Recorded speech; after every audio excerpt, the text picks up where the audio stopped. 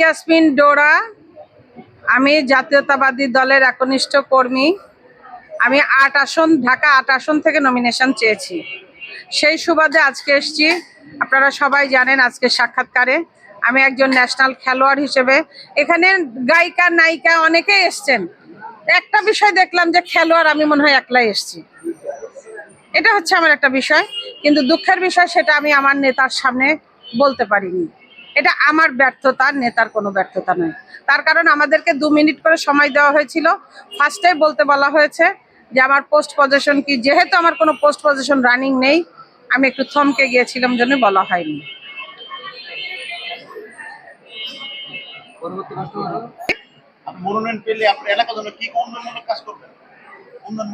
আমি মনোনয়ন পেলে এলাকার জন্য কি উন্নয়নমূলক কাজ করব, আমি সেটা তো আগামী কথা। যদি মনোনয়ন পাই, তবে বিগত দিন থেকে এলাকার জন্য আমি মনোনয়ন ছাড়াই কাজ করে যাচ্ছি। দিন রাত 24 ঘন্টা, আমাবস্যা, পূর্ণিমা, পূজা পার্বণ, শনি মঙ্গল, আমি সবসময় মানুষের জন্যই কাজ করে যাচ্ছি। বিগত দিনে দেখেছেন আপনি, করোনাকালীন অবস্থায় সেগুন বাগিচা গৃহকর্মী সুইটি নির্যাতন, যেটা দীর্ঘ 9 মাস ধরে করে আসছিল, তার প্রতিবাদ এলাকাবাসী থেকে শুরু করে কেউ করেনি। তার কারণ যে ভদ্রমহিলা তাকে নির্যাতন করছিল, সে ভদ্রমহিলা একজন আইনজীবী, এবং তার আরেকটা পরিচয় ছিল যে তার হাজবেন্ডের ভাই, সে একজন ম্যাজিস্ট্রেট। তার জন্য তাকে কেউ কিছু করছিল না, পুলিশও কিছু করছিল না।